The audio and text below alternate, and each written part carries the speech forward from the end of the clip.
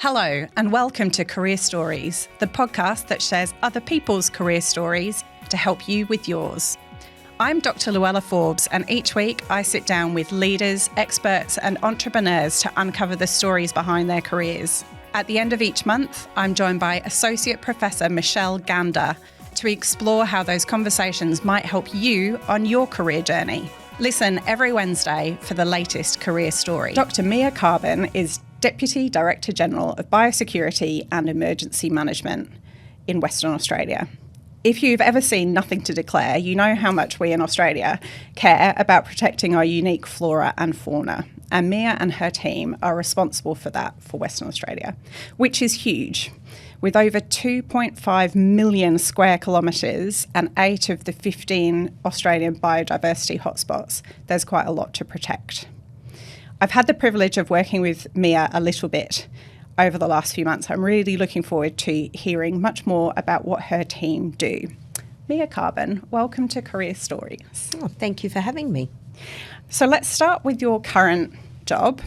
And I'm just going to go through a bit of background into kind of government agencies, just for context for people who aren't aware or haven't worked in government. So you work for the Department of Primary Industries and Regional Development, and that basically looks after agriculture and kind of regional economic development for Western Australia. Is that about right? Yeah, that's right. We look after our primary industries, so that includes primarily agriculture, horticulture, fisheries, aquaculture, all the stuff in the water as well, but also, as you say, the regional economic development. Yes, I remember being in a meeting and learning that fish were animals, and it kind of blew my mind. And you are Deputy Director General. What does that mean? So you cover biosecurity and emergency management, but what does Deputy Director General mean? What do you do? So I sit on the corporate executive of the department. So I've got two quite distinct roles. One is obviously leading my team, the biosecurity and emergency management pillar, but the other is around leading the organisation, so being part of the executive team that actually makes sure that the whole of the department is, heading in the right direction and doing the right things, and that our Director General is supported, and really importantly that our Minister and the government of the day, is supported, and that we're really achieving government's priorities and objectives. And it's a good point probably to just talk about what's the difference between what the people we elect do versus what you do. What's kind of the difference there? Yeah, I think that's a really good question because it's a really important difference. So the people that we elect, the politicians, they are the decision makers. Of the day, they are elected by their community to represent their community. That's why they're a local member. And then if they're a minister, they'll also have a portfolio or portfolios that they are responsible for within government. So they really are the policy makers, and the direction setters, and they are listening to, what their communities and industries and economy and so on and so forth need, and deciding what they're going to deliver. The public service, on the other hand, which is where I work, so that's your government agencies and departments. The public service is around delivering on the priorities of the government of the day. But really importantly, it's also about stewardship. So we know that political cycles are quite short. They're typically 3 or 4 years. So decisions will be being made, and there will be, time slots that you have to deliver things that need to fit in with government cycles. But our role is bigger than that. It is serving the public, and that stewardship word is really important to me because that's around looking beyond political cycles, to those really important long-term things, to making sure that they're tracking and they're being delivered as well. And that means also so that the ministers and the politicians will make the decisions, but they need to be informed decisions. And so one of the roles that your team play is giving them information and facts that they can use to make those decisions. That's right, and advice and recommendations. So taking the information and the facts and turning them into advice and potentially recommendations, for government to consider. And certainly in my team, we've got a really, really broad range of expertise. We've got really specialised people in diagnostics and science and epidemiology, right the way through to policy makers, people who are regulators, and we have to bring all of that together to make sure that we're providing really good, holistic, system-wide advice for our government. Yeah, great. And so let's talk a bit about biosecurity. We'll come to the emergency management bit because I know that's important too. But the biosecurity bit, I talked some stats about how big Western Australia is and how unique it is. I think the fact that really helped me put it into context is that if Western Australia was a country, it would be the 10th largest country in the world. So what types of things do your team do? You talked about having specialists. What do they do to protect the biosecurity of WA? Yeah, so you're absolutely right. WA is massive. In fact, if you take the waters that we operate in as well, because we're responsible for land and water, I think it's actually the largest single jurisdiction in the world. So those other countries have multiple jurisdictions. So it is huge. And the team that I lead play a really critical role in safeguarding the biosecurity of all of that. And I liken that to a health system. So we're all familiar with health systems for people, and we all know it's about preventing disease from happening, being able to detect it with screening tests and things like that when it does, and then being able to deal with it. And a biosecurity system is very similar, but it's around pests and diseases that will impact our plants, our animals, our waterways, our environment, but also things like social amenity. So our ability to enjoy our lovely outdoor lifestyles that we have here in WA, and to some degree people's health. So, we don't play a primary role in diseases of people. That's for the health guys to do. But where there's a pest or disease that can transfer from people to animals, and we know there's lots of those, we play a really important role in controlling the animal side of that. So we work across the whole spectrum from trying to stop things from getting here. So that's the border that you talked about, and everyone who's ever travelled knows how seriously we take that here in Australia and in Western Australia. And Western Australia actually has a domestic border as well. Yeah. We're one of the very few jurisdictions that has that level of border requirement. It's around, horizon scanning and foresighting to know what our risks are and what's coming. It's around doing surveillance. A huge part of our role is surveillance, to look for what's out there.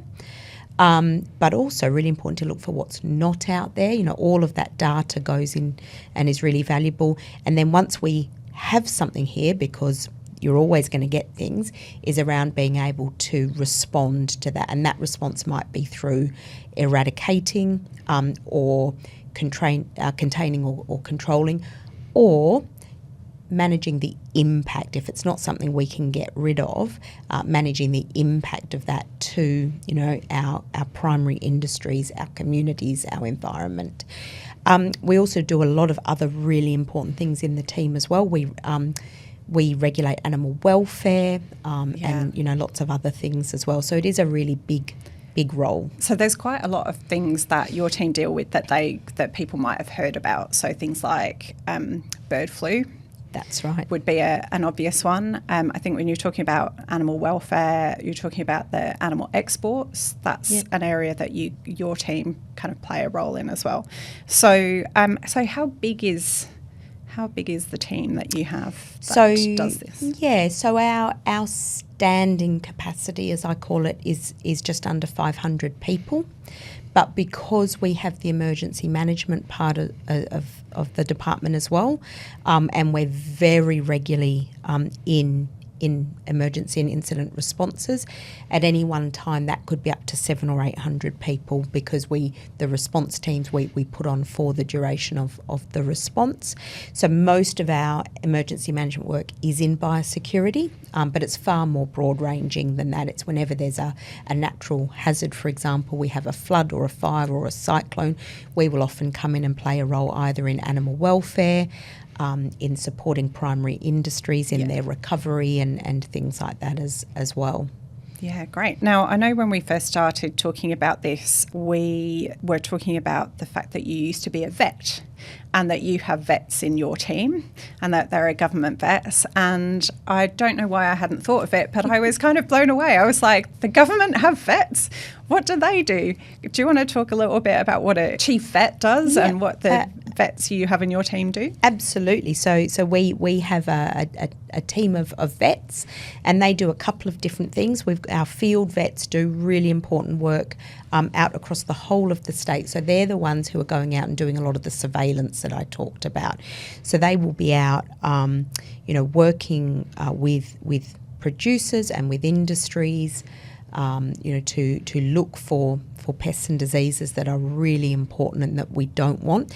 And there's two main reasons that we look for those diseases. One is that if they're here, we find them early, because it's definitely the case that the earlier you find something, the better chance you've got of getting in front of it and getting rid of it, and also the lower the cost and the impact of the response that you need to run on industry, on community and to government, of course. But the other really important thing, and I think this is probably less well understood in terms of what we do for biosecurity, is that they're out there gathering negative data. So in all of the work that they're doing, when they're not finding things, we're recording that, and that's really valuable for our trade. So WA is a net exporter. Yeah. Around 80% of our agricultural products are exported, and that's where a lot of their value is. And trading partners want to know what they're buying, and they want to know that it meets certain standards. They want to know that it doesn't pose a biosecurity risk to them. So all of that negative data is critically important, and it allows us to sign the certificates that mean our products can go overseas, and that's a really important economic aspect of what we do. And then our vets are also doing policy work, so looking at things like, you mentioned avian influenza, and we all know that high pathogenicity avian influenza is a really big threat to Australia at the moment. We're the last continent that doesn't have it. It's not an if, it's a when. So we do a lot of preparedness work, and our vets are working on things like, will we vaccinate? What will we vaccinate with? How? What will that mean for our trading status? Things like that. So there's a lot that they do. But yes, I think most people don't realise that there are vets in government. Yeah. And the thing that is really interesting for me is that the work that you do isn't just about, I think I had assumed that biosecurity meant keeping stuff out. But actually it is also about managing what's there and being clear about what you've got and how you're looking after it. That's exactly right. I would love it if it was all about keeping stuff out. And if you look at the cost benefit, it's it is as much as you can about keeping stuff out. But we know there's no such thing as a no risk border. And biosecurity risks are increasing, and that's for a number of factors, including, people and things moving around the world more than they ever have done before. And interestingly, COVID has actually increased the complexity of supply chains globally, which has increased the biosecurity risk to us. So, we all want to order our things off Amazon and, have access to things that come from elsewhere in the world, and that comes with the risk that it brings other nasties in with it. And, that can come in on anything. It's not just in, food or wood products. It can come in new cars, for example. Boxes of nappies, all of these sorts of things can carry little hitchhiker pests that we really don't want here, which is why the preventative stuff is really important. but we also have to be looking and finding and then responding when it is here. Perhaps let's go to how you got here. I mentioned that you've trained as a vet. Was that something that you wanted to do as a kid? Absolutely. Yep. I was always going to be a vet. It just was. So both of my parents were doctors, so I suppose, there was that part of my life that this is the sort of work that you did. It never occurred to me that I would be a doctor. Yeah. I had no interest whatsoever in that. My interest was always in animals, and I was always going to be a vet, so that's what I went off and did. And when you graduated, did you go and work in private practice as a vet for a bit? Yes. How did you find that? Yeah, I did. So I worked.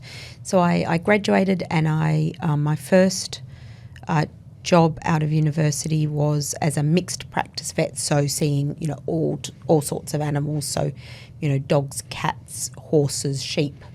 All cattle, creatures great and small, literally as they say. all creatures great and Yeah. small in rural Victoria.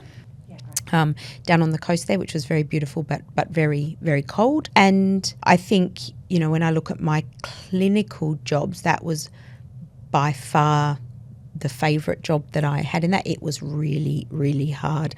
I did my third weekend on call, so on my own from close Friday to open Monday, with the emergency phone, just dealing with whatever I had to deal with. And you worked days and nights and weekends and Christmas and, everything else that came at you. And it was very long hours, but it was very fulfilling. And I credit that job, with quite a lot, because what I worked out after about 6 months in that job, you left university and you had this idea that something would walk through the door and the first thing you would need to do is work out what was wrong. And I worked out that wasn't the case at all. The first thing you had to do was keep it alive for long enough to work out what was wrong. Yeah, right. And I remember about 6 months in having this sort of realisation of going, whatever walks through the door, I don't know what's wrong and I don't know what to do to fix it, but I know what to do in that moment to get myself there. And I think that's a really transferable skill. Yeah. To kind of go, stop, we don't have to solve this whole thing at once. We need to solve what's the risk, what's the immediate problem. Let's stabilise the situation and then let's start to look at all the other bits. As you know, I'm a dog owner. I can imagine that if something bad happened, I would be very upset and hard to manage as well for the vet. Yep. How does that kind of play out? That's a really hard one, and I think vet schools have got better at this since I went through. But what you'll find is typically people who have gone into veterinary medicine, maybe as opposed to medicine and so on and so forth, are there because they want to work with animals. And then you get out into private practice, and of course there's no working with animals without working with people. Exactly. And I think that's a really big shock, and it was a really big shock to me. Yeah. You're very technically trained, you're very proficient in going, right, let's get all the data, work through this in a logical way, and you're thrown into a situation with someone who is in that moment probably highly emotional, very stressed out, so on and so forth, and that can be a real recipe for disaster, and it is really difficult. Like I said, I think since then the university's got much better at training for that, how to deal with people, how to run a business, all of those sorts of things. There's no Medicare or national health system for animals, so often the stresses that you're dealing with your client aren't even necessarily to do with the animal. They're actually to do with can they afford it and so on and so forth. Can they afford to pay That's right. for their animal to be made better? That's exactly right. And, I learned some techniques during that time. I learned around the importance of certain types of language, to be able to say really clearly and calmly, what your pet needs right now is this. Here are these 3 options that I can give you, but I can help you pick through those, but you need to do that. And it is a really hard profession, there is no doubt. And after my job in rural Australia, I moved back to the UK to be with family and worked as a vet there as well. And I found that was quite another big sort of shift again, culturally, where it was actually very difficult often, to deal the clients. That England has the national health system. People aren't used to paying for medical care at all. Yeah. They don't understand the cost or the value of it. And I found the toughest bit there was this, I can't afford what my pet needs, and that's your fault. Yeah. And I think it was, in that time that it became evident to me that was not going to be my job forever. That was not what I'd signed up to do, and it was a really good thing to have done. And I learnt so much through it, but it did become really evident that wasn't going to be my forever. Shortly after having my first child, I went back to some locum work because I could just pick up the occasional shift, and it was a really good way to do it. I tell you what, 3 or 4 months in, I went, I remember why I don't do this anymore. Don't do this anymore. And so then that must have been quite hard because you had trained for, how many years do you train to be a vet? I trained for 5 years, so 5 years of university. So you've done 5 years of university. You've thought about this your whole life. Yep. And wanted, this has been what you've wanted to do forever. How did you then kind of figure out what to do next? Yeah, So when I realised that, that general practice wasn't going to be for me forever, I did the next logical thing, which a lot of people in those sorts of professions do. And I thought, obviously I'll be a specialist. I'll go back to university. Yes, I'll go back to university and I'll throw a few more years of study at this thing. And I was really fortunate. I got a full-time scholarship at the Royal Veterinary College in London. Amazing. To go and specialise in emergency and critical care there. So, the very sort of acute medicine type thing. And whilst on I suppose I'll call it an intellectual level, I found that incredibly stimulating. I was back in a learning environment. I was really taking my skills forward. I was doing new things. That actually threw up a completely different challenge for me, which was the ethical challenges around what we were doing. So I was working in the largest veterinary hospital in Europe, which was very well known, for its expertise. I was working in the ICU, often overnight, and we were doing amazing things that I couldn't justify ethically with myself. Yeah. So that was a completely different curveball. We had elderly animals coming in having spinal surgery. And for me, it just, again, it didn't sit well with what I believed should be happening. I believe very passionately in animal welfare. Of course I do. You're not a vet if you don't. Of course not. Yeah. But, watching the level of resourcing that was going in to some of what was doing. Now, don't get me wrong, if you've got a healthy young animal that has a traumatic incident, hit by a car, for example, you do everything you can possibly do. You've got a 16-year-old cat, it probably needs to be humanely euthanized and you need to say your goodbyes. It's a quality of life question. That's right. About how much do you, if there's an elderly dog and you can prolong its life, but the quality of life that it's going to have is going to be a bit rubbish, why would you do it? That kind of question. That's exactly right. And I was like, it's the whole just because you can doesn't mean you should. Yeah. So here I was, a few more years of university, now still not actually earn any money by this point, and I definitely don't want to be in general practice. That was never going to be enough for me, and actually I probably don't want to be in this very specialised veterinary world either. And what that helped me understand was that I needed to be part of something much bigger and that was focused on the big picture. This whole concept of, putting a huge amount of resourcing at individual animals, one at a time was never going to sit well with me. And that's really what led me to realise that I needed to broaden out rather than continue to narrow down. And I didn't know how to do that. And you asked before, how did that feel? It was devastating. I'd worked for this thing. I was always going to be a vet, and as far as I was concerned, I'd worked for this thing my whole life, and I didn't actually want it anymore. And that was really difficult. And I think I did what lots of people who don't know what to do next do, which is go and do an MBA. And did the MBA give you any answers? It didn't give me any answers, of course, but what it did do, it gave me another language. Yeah. It gave me a much more... business language. It gave me a business language. It gave me a much more universal language that I could use and, make it clear that I had these broadly transferable skills. It had made me realise I had transferable skills because, one of the things I think when you leave, a profession like that is, but I'm a vet. And it's like, yes, but I can handle anything that walks through the door. I know how to deal with people who are having, one of the worst days they might ever have had. I know how to make decisions without all of the information that I need. I know how to bring a team together on the spot and, get them all working towards what we need to, work to, then and there. So it gave me the language as well as the knowledge, that I had those transferable skills and that they could be applicable to other things.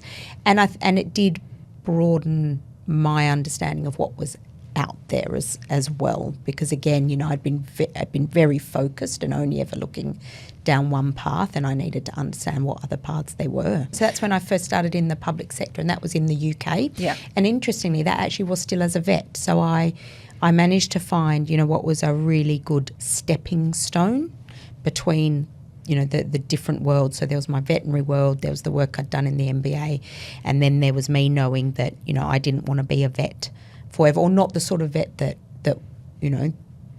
I had been. I needed to find a different way. So I got a job as a veterinary advisor to the UK government. So that was in their Department of Environment, Food and Rural Affairs. And that was a great opportunity because rather than work on one specific focused area, I was the technical advisor across a number of different policy teams, and that encompassed international disease monitoring, for example. It encompassed trade negotiations. It encompassed our surveillance. So that really introduced me to the whole public policy bit, but in a way that I was using the skills that I had, as a vet to step into that world, and that was my sort of my step over the threshold into public service. And I can hear in your description of that job the kind of seedlings of the work that you do now. How did you find working in the government for the first time?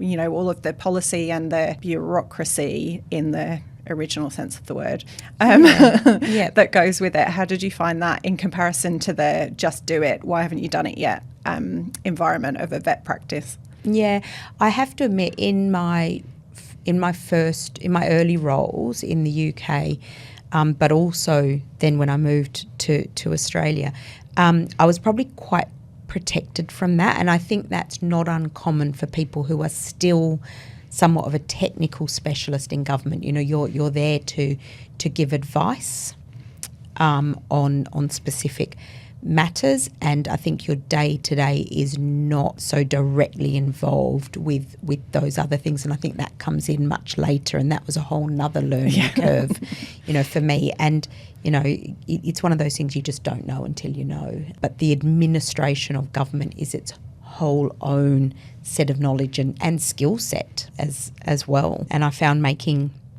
the jump into that was really around, working out who knew what and who I needed to go to for different things. So that's been a whole nother thing. So I moved to Perth in 2012 with a 15-week-old baby, which is always fun. Emigrating, moving your whole life with a 15-week-old baby, and started my job with the then Department of Agriculture and Food here in Perth. And it was it was almost perfect timing actually. When I was on maternity leave with my first daughter, we came over to Perth to be with family here while I was on maternity leave. And while I was here, the department advertised for policy vets.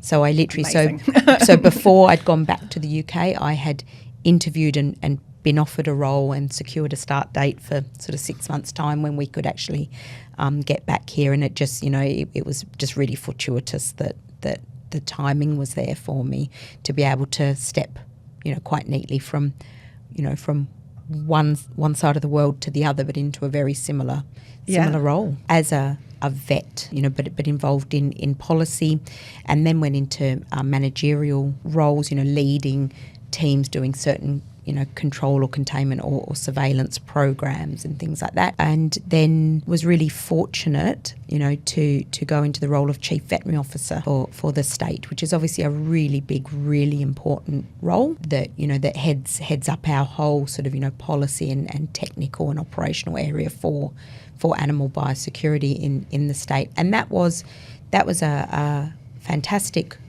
role. And about 12 months into that, our then executive director of biosecurity announced that he was retiring at the end of the financial year, and tapped me on the shoulder to see if I would act in his position, whilst it was recruited after that. And that was a really interesting one for me, because that had not been on my radar at all.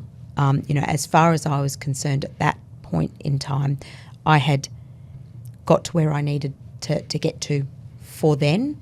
I certainly wasn't at that point thinking about what next. There was something in the back of my head going, I wonder what the next thing will be after this. So by then I'd had my second daughter, who was still 2. Yeah. So she was, so I had a 5-year-old and a 2-year-old. I suspect that there's not very much what's next when you've got a 5-year-old and a 2-year-old. Well, and you're already in a really big job. You're the Chief Veterinary Officer for the state, and you've got enough on your plate, and you're still very much establishing yourself in that role and working through what that's going to look like for you and for your team and so on and so forth.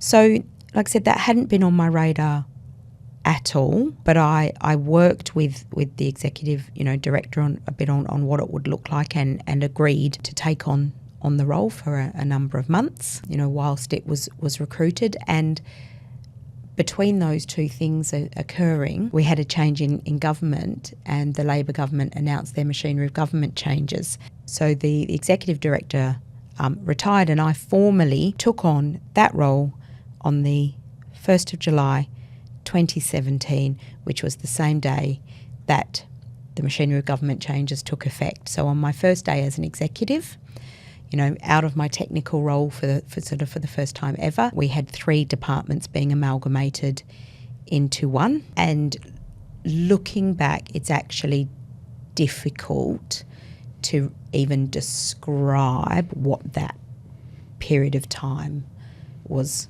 like. In terms of, what was in front of me and the level of challenge and the workload, and trying to work through that. And I effectively had two brand new jobs on one day. One was to be an executive director and lead this brand new team, and the other was to amalgamate departments, and make those come together.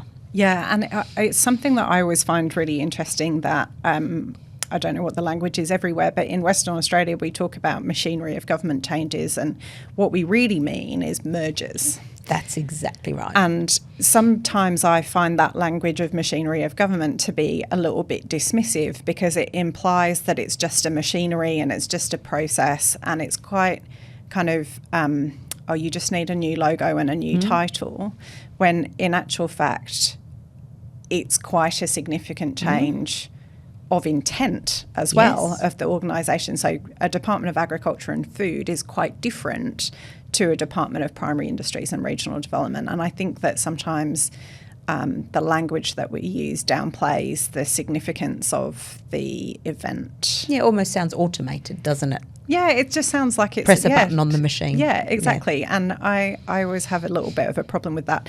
But mergers are always really difficult. They create lots of uncertainty.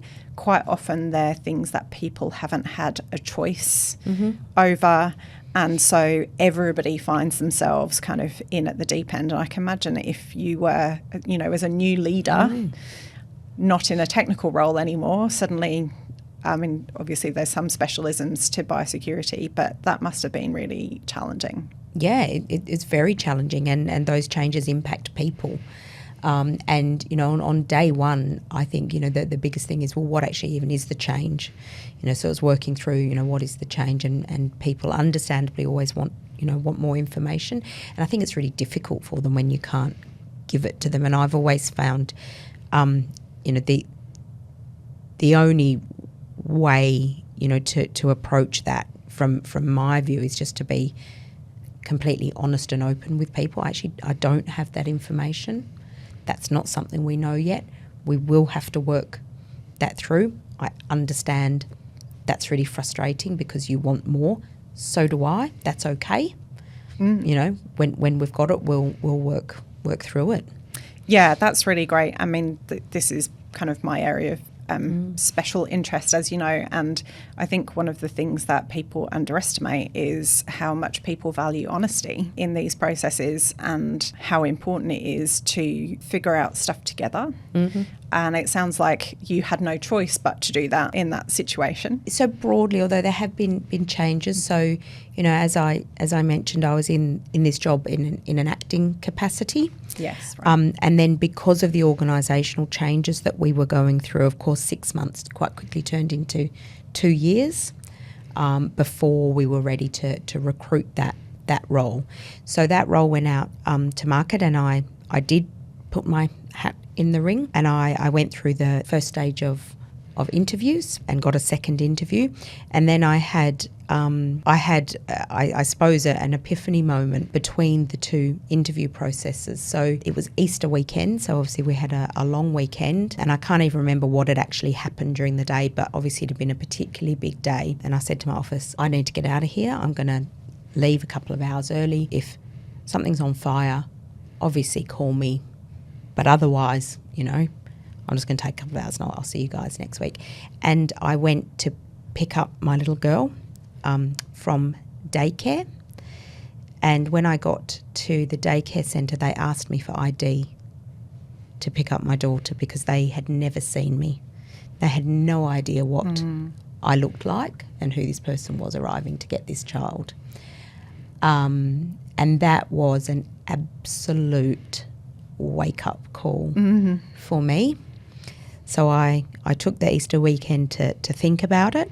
I think the other thing from memory that happened over that weekend is I spent the first 3 days, with a screaming banshee in my bed, and then on the last day she was actually completely calm, and it was just because I'd physically been with her for long enough and given her enough attention. And I went into work the following, Tuesday after Easter, and I picked up the phone, to my boss and said, I'm withdrawing my application, and here's why. And they and the organisation, they were completely supportive of me. So I said to them, please, can you find me something else? I could have gone back to my substantive role, but I understood that would have been quite disruptive to the team, as they were then, when I wasn't sure what was coming next for me. Yeah. So the department were incredibly supportive of me, and put me into a role to basically support the new executive director when they were due to start. And then I stepped into a strategy role, which was something that we really needed anyway, and it was something I had identified through the work I'd been doing with the team that was a really important thing for us to be able to do through our structural changes. And I suppose my big lesson from that is not every opportunity is the right opportunity. And there'll always be different things going on in your life, and sometimes you need to make decisions for different reasons. Well, and it doesn't always have to be upwards either. No. Sideways is actually, and sometimes backwards, can be the right thing for you at the right time. That's exactly right. And I found, 12 months in from that, I was kind of ready to go again. I'd got everything back on track. I felt that I'd done the right thing by my very young family and got them to the next stage, and, I suppose, got myself a bit more energy back, and was having, obviously with little kids, you're not sleeping through the night ever. Getting a few more nights sleep. Yeah.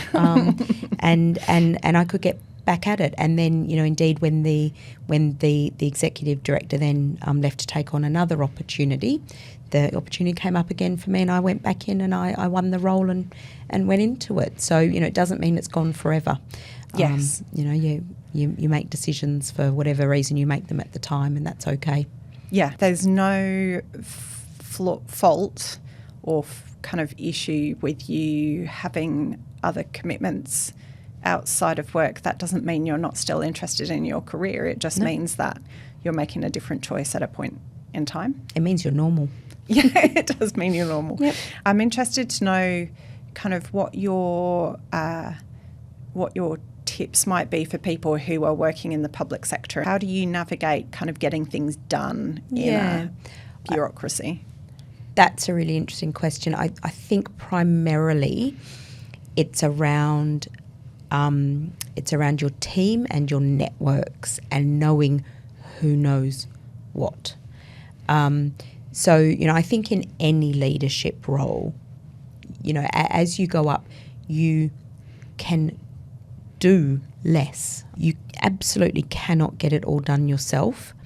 And just as, you know, there are lots of, you know, really amazing technical specialists, you know, in my team who, you know, work on their area of science, there are specialists in how to get things done in government, and the skill as a leader is being able to bring all of those different threads together and knowing how to get them to work together to achieve what you need to achieve. So, you know, what role do these guys need to play? What inputs, you know, do we need from them? What does that need to go into next? So the truth is I rely really heavily on other people and their knowledge. My knowledge is the who's who, you know, and who knows and knowing about how to put them together. So I think we've covered your kind of career path today. I'm interested to know some kind of your perspective on some kind of factors relating to work. And you talked a bit about the challenges of being a parent. How has being a parent impacted the way you work now? Yeah, it means you've got no time to waste. Yeah. You know, it means every minute has to count. And things, you know, have to be done, and they have to get done in a certain way because you've got other places that you've got people relying on you. Yeah. You know, you've got people relying on you at work. You've got, you know, in public service, you've got the public relying on you, and you've got this family at home, you know, relying on you.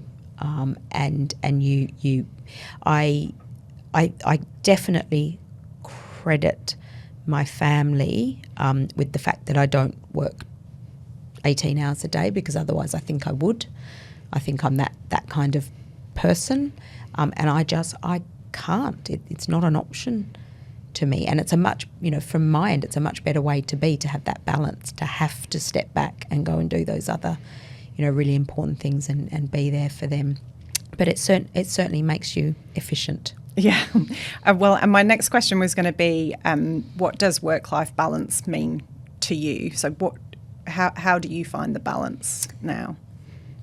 Yeah, I've toyed with a few different ways to try to achieve that over the years with varying success, and at times I've had no success whatsoever, and I referred to one of those times, you know, where I just went, nope, I can't get the balance right now. I need to make a decision. I know people have different ways of doing it, and some people find what works for them is having that really defined, you know, almost sort of barrier between the two. This is work and this is everything else, and that's what I have tried that, and it doesn't work for me. I have found what works far better is accepting that work and life are the same thing, and that they meld together and they mesh, and that at different times the balance will be different, and that's okay, because I actually found it more stressful for me to try to pretend they were separate and maintain this boundary that I couldn't maintain, not in the sort of jobs that I was in. So I have found it far easier and far better for my well-being to go, you know, I need to do both, and the way that I do them will change day in and day out, and that's absolutely okay, and it doesn't matter. So I don't sit at my desk at work until the work is done. I go home and I have dinner with my family, and I do all those bits of things, and then I quite often have to pull the laptop out again and keep going. And would I rather not be doing that at that point of the night? Of course. Of course not. But I choose that to come home at a reasonable time and had dinner and said, have you done your homework? And, you know, all of that stuff. And again, you know, my kids swim. So, you know, I will sit at the side of the pool, you know, at the local swimming centre on a Sunday morning with my laptop out, and I will get some work done, because I still get to watch them. I still get to be around. They still get to come and, you know, ask me for great. things, and I get some work done. And I take my leave. Yes. I will never have excess leave. You know, I'll never be on the naughty list of people who've got too much leave. Haven't taken their leave, yeah. I take my leave. Yeah. I've got a few summers left before my kids are off and out, and, you know, far more interested in other things than me, and I'm going to take time off in those. Yeah. Fantastic. I think good message for anyone taking leave. I'm interested to know how much your upbringing has shaped your career, you think? Oh, hugely. I think it's shaped it very strongly. So I'm from Perth originally. Yeah. I was born in Perth, but sort of raised largely in London. And my mum was in 4th year medical school when she had me. So she was, you know, early 20s in medical school, and very quickly found herself a single mum in medical school. And so, you know, so I grew up when I was very young. This would never happen anymore.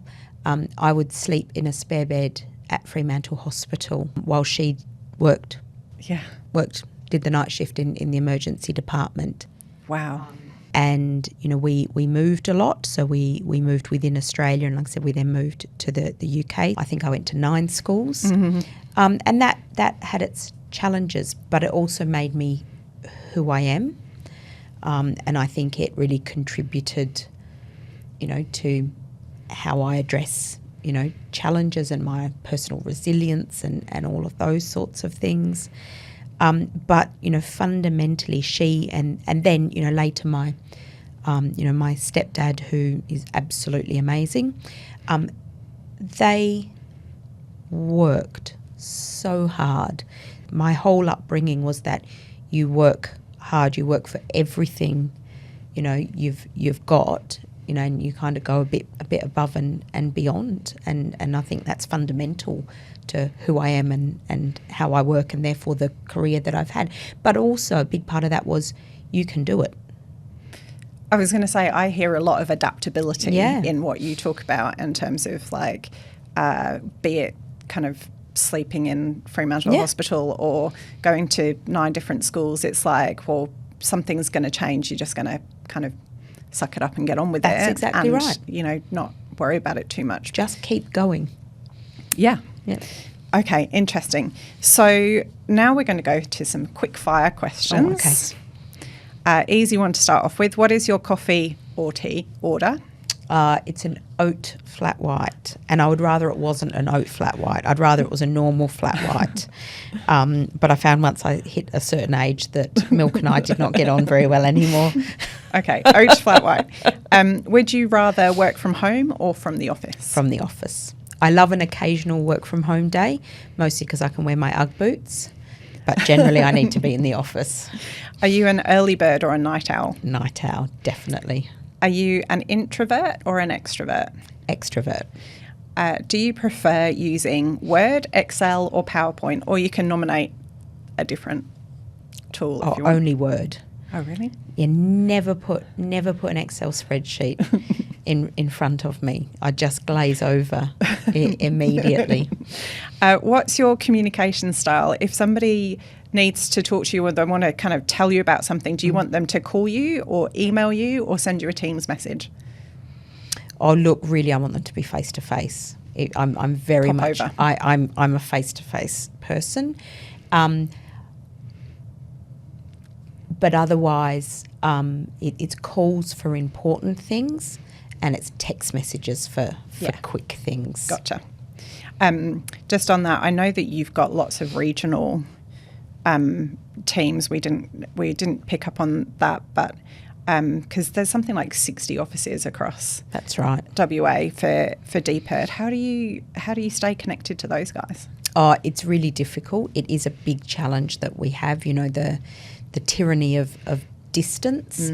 A lot of it is around setting up the right structures so that we've got, regional leadership and so on and so forth. But it's also just about turning up occasionally.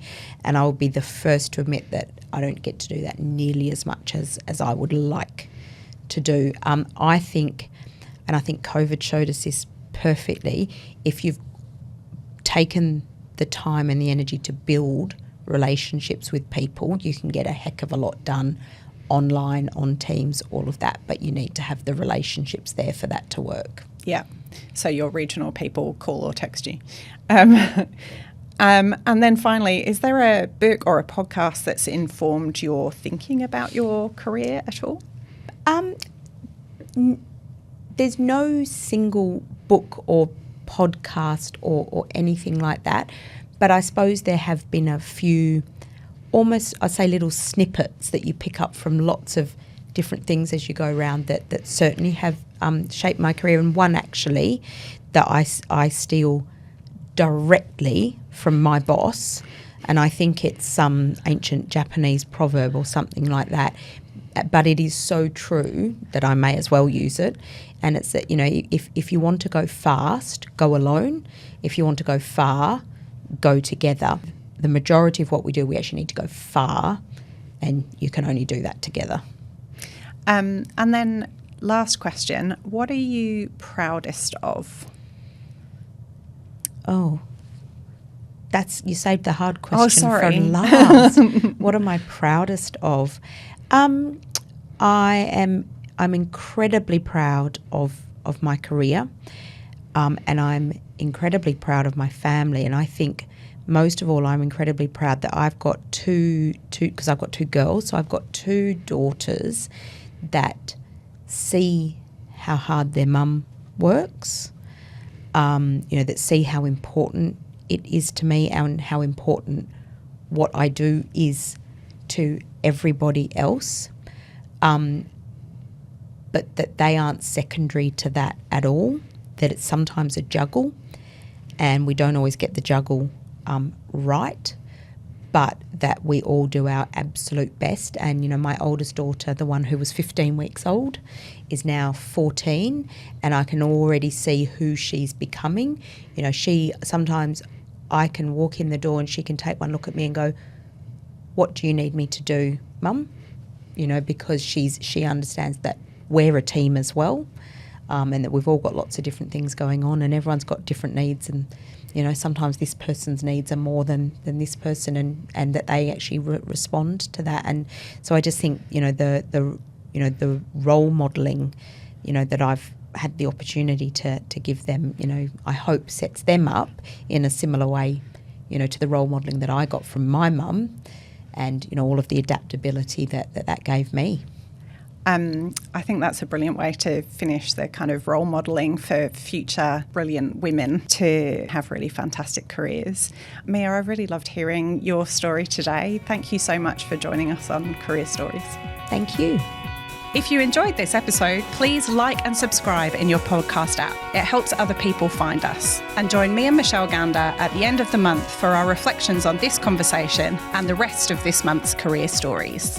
This podcast was produced on Noongar country. We acknowledge and respect the first storytellers of this land and the keepers of culture, and extend that respect to traditional owners and storytellers wherever you may be listening.